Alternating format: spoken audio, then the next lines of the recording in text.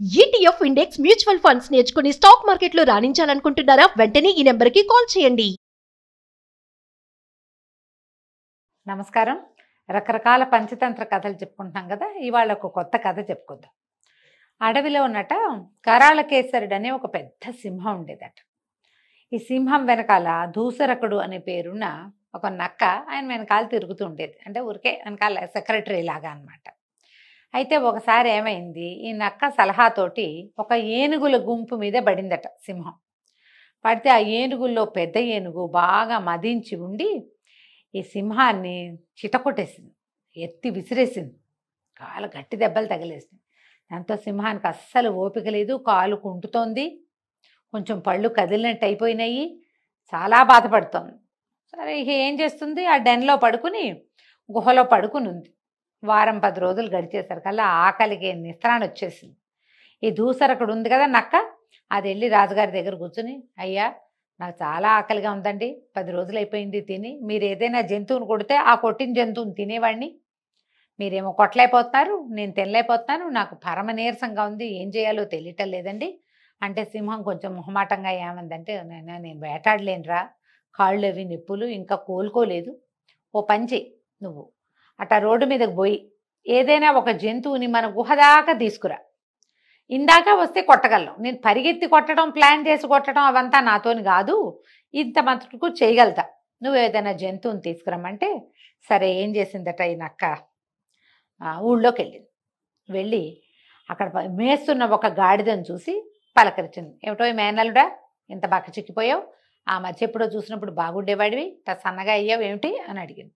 అడిగేసరికి ఆ గడ్డి పరకలు పెరుక్కుని తింటున్న గాడిద ఏం చెప్పిందంటే, ఏం చేయను మావా, మరి మా ఓనర్ ఉన్నాడు కదా చాకలైన, ఆయన విపరీతంగా బరువేస్తాడు నా మీద, 4 గోళ్ల పని చేయిస్తాడు, పచ్చగడ్డే పెట్టడు, ఇలాగే ఇగో దుమ్ములో ఉన్న గరికని పీక్కు తినాల్సి వస్తుంది, ఆహారం జాలదు పని ఎక్కువను, దాంతో నేను ఇట్ట అయిపోయాను, బక్కచిక్కిపోక ఇంకేమవుతాం, తిండేది నాకు అన్నాడు. అనేసరికల్లా ఈ దూసరకుడు అంది, అయ్యో అదేమిటి, అడవిలో అసలు ఎట్లా ఇంద్రనీలమణులు లాంటి గరికుంది, మెరిసిపోతూ ఉంటుంది, అట్లాంటివి 10 రోజులు తిన్నావంటే జామని కోలుకుంటావు, నువ్వు చాలా ఆరోగ్యం సిద్ధిస్తుంది, ఆ గరికలో మాకు అడవిలో ఉండే గడ్డిలో ఆ బోల్డ్ అన్ని ఔషధ గుణాలు ఉన్న మొక్కలు ఉంటాయి, అలాంటివి తింటే నీలాంటి వాడికి మొగతనం పెరుగుతుంది, బలం పెరుగుతుంది, పని ఏమిటి ఎడంకాలతో చేసేస్తావు నువ్వు అన్నది. అనేసరికల్లా ఈ గాడిద పేరేమిటి, లంబకర్ణుడు, అంటే పొడుగు చెవులు కలిగిందనమాట.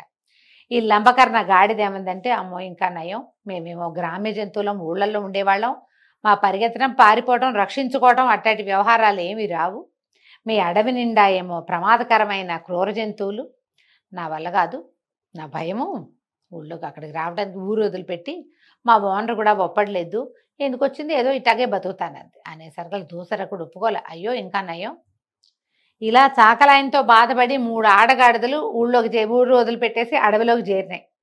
3 ఆడవే, చక్కగా అక్కడ గడ్డి తిని బాగా బలిసి యవనోత్సాహంతో ఉన్నాయి, ఉద్రేకంగా, వాటికి మొగుడు లేడు, మొగజగాడిదలు లేవు, అడవిలో గాడిదలు ఎక్కడి నుంచి వస్తాయి చెప్పు, గాడిద గ్రామ్య జంతువు, నువ్వు గనక అడవిలోకి వచ్చి నేను చూపించిన గడ్డి కాదని తిని బాగా బలిసి నున్నగా అయ్యావా, నీకు అక్కడ 3 భార్యలు లభిస్తారు, 3 ఆడగాడిదలు ఉన్నాయి, హాయిగా నీ సంసారాన్ని అక్కడే పెట్టుకోవచ్చు అనగానే గాడిదకి ఆహారం మీద ఉద్రేకం రాలేదు, కానీ అక్కడ ఏదో స్త్రీ గాడిద ఉందనగానే ఆడాళ్ళ పేరు చెప్తే ఇవి జంతువులకైనా సరే ఉద్రేకమే వస్తుంది.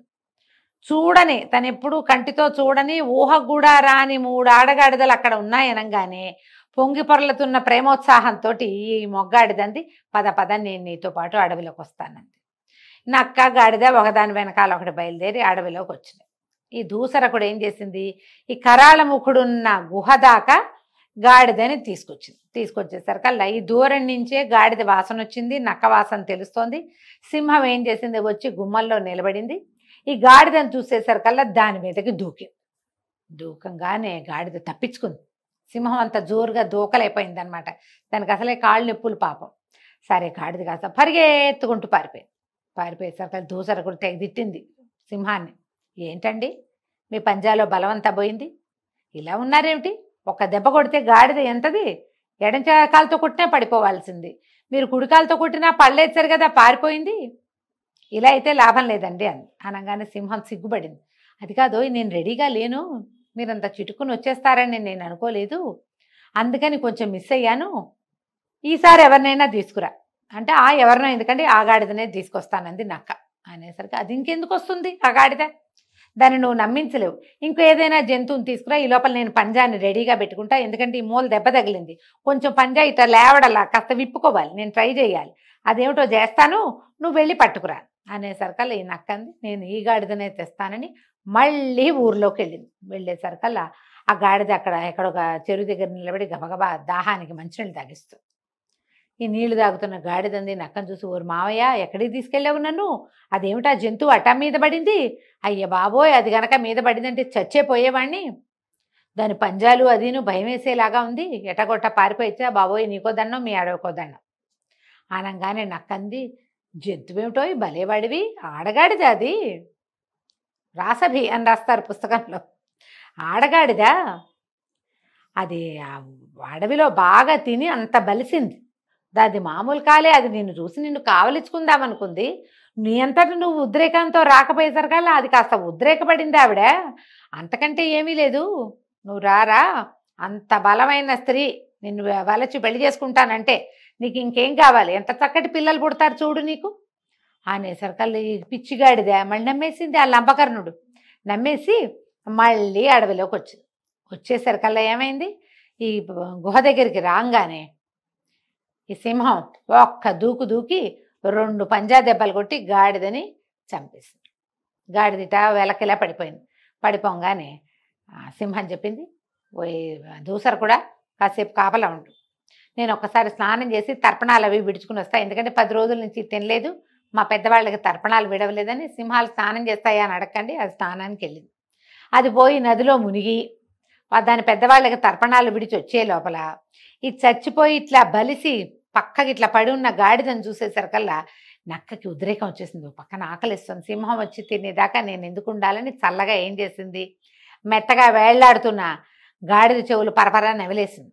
తర్వాత ఈ సింహం కొట్టిన దెబ్బ గాడిద గుండెకాయ మీద తగిలి అక్కడ ఇట్లా విచ్చిపోయి నెత్తురు గారుతోంది, ఆ గుండె కనపడుతోంది లోపల నుంచి. ఏం చేసింది, మూతి లోపలికి పెట్టి ఈ గాడిద గుండెని గబగబా నవిలేసింది. తినేసేసరికల్లా ముత్తుడు చేసుకుంది. సింహం వచ్చింది. సింహం వచ్చి చూసేసరికల్లా ఏముంది, తను ఎక్కడ పంజా కొట్టిద్దో అక్కడ బొరీలాగా కనపడుతోంది, దాని గుండె లేదు. తీరా చూస్తే గాడిదకి చెవులు కూడా లేవు. సింహానికి పిచ్చి కోపం వచ్చింది. అవురవురా దూసర కూడా, నా వెనకాల ఉండేవాడివి, నేను రాజుని పెద్దవాడిని, పైగా ఈ వేట నాది, నేను తిన్నాక మిగిలింది తినవలసిన వాడివి, ఈ గాడిదకి చెవులు గుండె తినేస్తావా, నీకు బుద్ధి లేదా, జ్ఞానం లేదా, నీకు మర్యాద కూడా లేదే అని తిట్టేసరికల్లా నక్కంది, భలేవారండి మీరు, ఈ నక్కకి ఈ గాడిదకి గుండెకాయ లేదు, చెవులు లేవు, గుండె చెవులు ఉంటే ఓసారి మీద పడి పారిపోయిన తర్వాత మళ్ళీ వస్తుందా, దాని గుండె లేదు, చెవులు లేవు, అందుకే దాన్ని తీసుకొచ్చానంటే సింహం నమ్మిందట. తెలివిగా చెప్తే ఎవరైనా నమ్ముతారు. నమ్మేసి శుభ్రంగా నాతో పాటు నువ్వు కూడా తిను, ఆకలిస్తుందన్నావు అని ఆల్రెడీ ఇంతలా ఆరగించిన నక్కని తన పక్కన కూర్చోబెట్టుకుని తనతో పాటు నక్కను కూడా మేపింది. నక్క సింహము 2 కలిసి ఈ తెలివి తక్కువ అడగాడిదని హాయిగా తినేసినాయి. వారం దాకా ఇంకా బాధ లేదు, వచ్చే వారానికి ఆరోగ్యం కోలుకుంటుందిలే కొంచెం అని చెప్పి సంతోషించినాయి. కథ కంచికి మనం ఇంటికి.